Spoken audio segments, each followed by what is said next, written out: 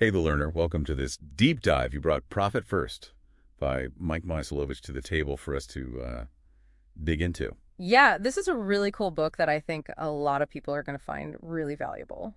And I know you've read this one before, so Chav. you're familiar with it. And Yeah, for those of you, the learner who haven't come across Mike Michalowicz before, um, he's kind of a unique business thinker, and he's got other books that he's written like The Pumpkin Plan and The Toilet Paper Entrepreneur, and he really kind of challenges the status quo when it comes to business. And in this book, he has endorsements from like Michael Gerber, who's the E-Myth guy, and Riva Lasonsky, who is the editorial director for Entrepreneur Magazine for a long time. And they both really sing the praises of this book. And I think it's a really genuinely innovative approach. yeah, so what we're going to do in this deep dive is we're going to try to pull out the core ideas of this Profit First system and try to understand how it's a different way to view your business finances. Yeah. That really prioritizes profitability, as opposed to just hoping that profit is left over at the end of the month, at the end of the year. Right. Or thinking that. Or the end of the quarter, right? Or thinking that you've got to do more and more sales to actually become profitable. And this book will show you that that's not the case. So let's get into it. Okay, so yeah, let's get into it. So the traditional thinking of sales minus expenses equals profit. Yeah. We think of that formula, and I think when we were talking earlier, Michalowicz kind of refers to this as the Frankenstein monster. Right. That's the gap accounting equation, right? Sales minus expenses equals profit, and he has a whole thing about calling it the Frankenstein formula, and that's how you end up with a business that just kind of lurches along and maybe makes some money, but it never quite feels healthy. You like that business that you think is going to be this asset, but then it actually feels like it's draining you. Draining you, yeah. Yeah. Exactly. And he really criticizes the traditional formula, because it really goes against basic human behavior and our instincts, because we're going to spend everything that's available to us. So if we think of profit as the residual of that equation, then we tend to just spend up to whatever we bring in as revenue. That's interesting because, it's kind of like that saying that work will expand to fill the time that's available, but this is like finances will expand to meet the income. Exactly. Right. So it's that same sort of thinking. That's a great way to put it. And then we're also up against GAAP generally accepted accounting principles, which is intended to sort of standardize how we look at businesses from an investor standpoint, or for other external people looking at the business. It gives us all these different statements, income statement and cash flow statement and balance sheet, but it can also be extremely complex. And Michalowicz even talks about how GAAP can be manipulated. We've seen situations like Enron where they were able to actually make the numbers look like whatever they wanted them to look like, even though the company was in trouble. Yeah, GAAP is almost like a language that accountants use, but it's not super helpful for the day-to-day management of your cash flow and the profitability of your business. And that's where you get into this idea of the survival trap, which is something that I think a lot of people, especially during hard times, can really relate to, where you're so focused on bringing in revenue that you'll take any client or any job, even if it's not profitable. Right. It's that survival mode, right? Where it's like, I got to bring in revenue from any source I can to stay afloat. Exactly. It's like grasping at any lifeline, even if it's, not really helping you swim in the right direction long term. And he's really good at highlighting the dangers of that kind of thinking, where it's not just about revenue, but it's about profitable revenue, right? Because you can have some income that's so demanding of your time and your resources that actually detracts from your overall profitability. And I love the example he uses about Alex, the bistro owner, who got so caught up in the survival trap that she actually started using sales tax that she collected to cover other bills. Oh my gosh. Yeah. That's so scary. Like using sales tax money. I mean, that just shows you the level of desperation that can happen when you're in survival mode. Yeah, exactly. And it really highlights the difference between just focusing on revenue and focusing on profitability. And that's really where the core principle of Profit First comes in. Right. So the core principle of Profit First being, instead of saying sales minus expenses equals profit, it's sales minus profit equals expenses. Exactly. It's flipping the formula on its head and making profit the very first thing that you allocate for. Profit first. Profit first. That's the key, right? And it's so counterintuitive to how most businesses operate, but it's so powerful. Yeah. So he uses this this analogy about small plates, which I thought was really interesting. So can you talk a little bit about that? Yeah, so what's really interesting about this analogy is that it taps into a behavioral principle that we see in other areas of life. So just like using smaller plates can subconsciously influence how much we eat and help us feel satisfied with less, allocating a portion of every single deposit that comes into your business into a separate account creates a constraint, right? Right. You're limiting the amount of money that's available in your operating expense account, which forces you to be more mindful of your spending. Yeah, so it's like Yes. you're creating a sense of scarcity. Mm-hmm. And that actually makes a lot of sense because we actually already do this in other areas of our life. Right. He talks about the analogy of a 401k deduction, Right. where, money is taken out of your paycheck, before you even see it Exactly. and put into your retirement account. Exactly. And, I never even see that money, so I don't even miss it, right? So it's that same sort of thing. Exactly. And profit first is essentially applying that same principle to your business revenue. So you're proactively setting aside money for profit before you even have a chance to spend it. I love it. Okay, so for the listener who wants to start putting this into practice, what are the initial concrete steps they should take? So the first step is really about making a decision and a commitment to running a profitable business. Right. So it's not just a hope anymore. It's like, this is a commitment. I'm going to run a profitable business. Exactly. It's about drawing a line in the sand and saying enough profitability is my primary objective. Then the next step is to set up 2 external savings accounts at a different bank from your main operating account, one specifically for profit and the other for taxes. Okay, so why a separate bank? Because you want to make it as difficult as possible to access those funds. Right, so it's harder to transfer the money. Exactly. The idea is to remove temptation, right? So no easy online transfers, no readily available checkbooks, just pure friction to discourage those impulsive withdrawals. Okay, and then what's the third step? The third step is to establish a predictable rhythm for managing your cash outflow. And that's where the 10th and 25th cash flow rhythm comes in. Okay, so the 10th and the 25th, you pay bills. Exactly. So instead of paying bills whenever they come in or whenever you happen to have the money, you schedule all your payables twice a month on the 10th and the 25th. Wow. Okay. This helps you get a much clearer picture of how your cash is flowing, and it creates a more controlled and deliberate approach to managing your money. I love it. Okay, so once these foundational elements are in place, how do we assess our current financial health with this profit-first lens? That's where the instant assessment comes in. And what's great about this is it's a really quick and easy way to get a snapshot of your business's true financial standing. And the first step is to calculate your real revenue. Real revenue. Okay, so this is not just the total amount of money coming into the business. That's right. Real revenue is defined as your total revenue minus your direct cost of materials or subcontractors. Okay.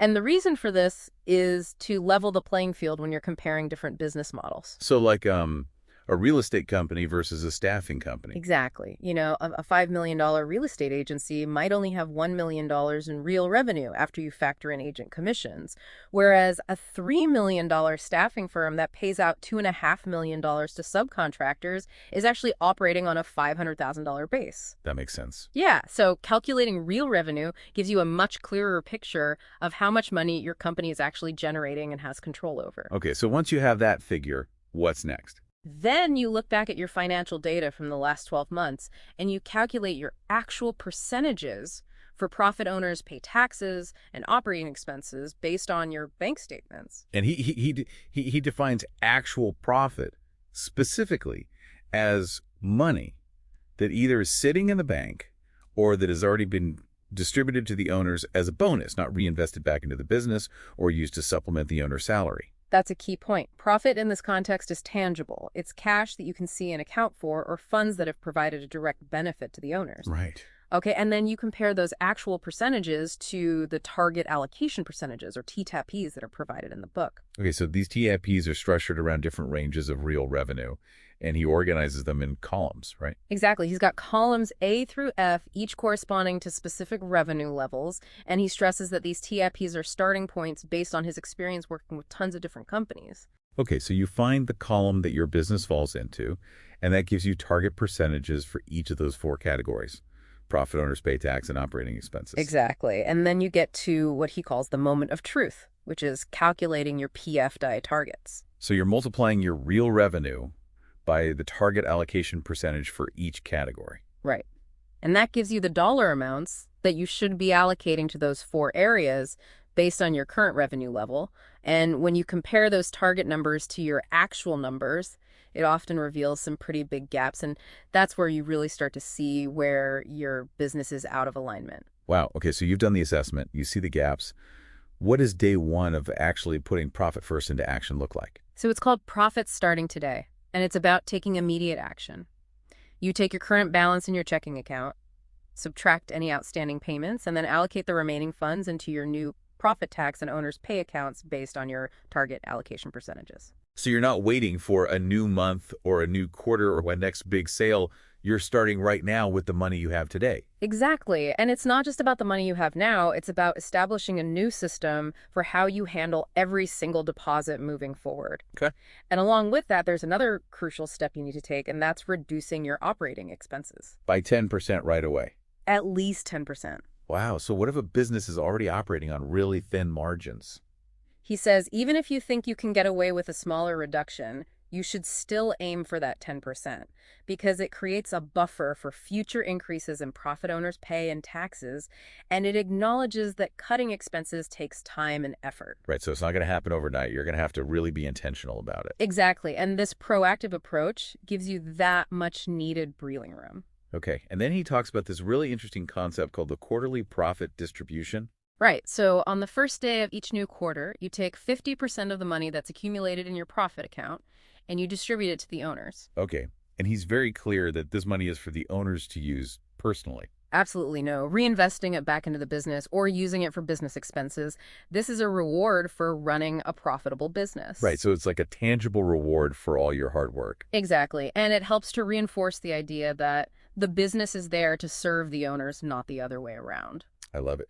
Okay, so what about the listener who is feeling overwhelmed by debt? How does this system help them? So he talks about Pete, who was $1 million in debt and was like, how can I possibly focus on profit when I'm drowning in debt? And that's where he introduces the concept of the debt snowball, which was made popular by Dave Ramsey. Debt snowball. That's where you list out all your debts from smallest to largest, regardless of interest rate, and you focus all your extra payments on the smallest debt while making minimum payments on everything else. Exactly. And the idea is that as you knock out those smaller debts, you get this psychological boost that keeps you motivated to tackle the bigger ones. It's like a snowball. Rolling downhill, it gains momentum as it goes. I love that analogy.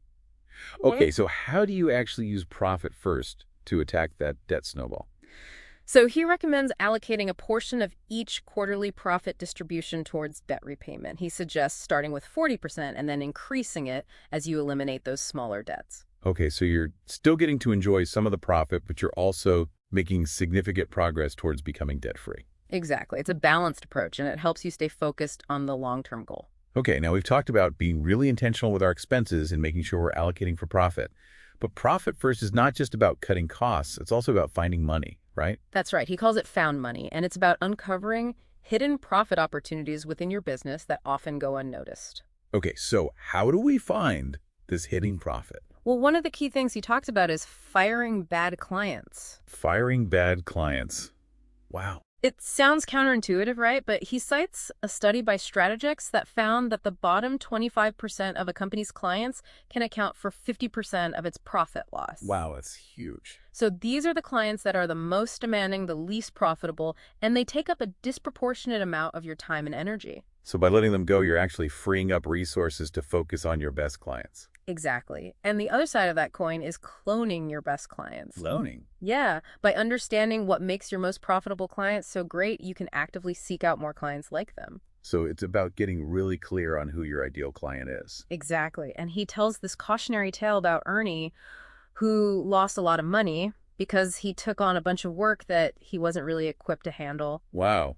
So it's not just about taking on any client that comes your way. It's about being strategic and focusing on the ones that are the best fit for your business. Exactly. And then he talks about the Profit TP. Profit TP. What's that? It stands for Profit Target Allocation Percentage.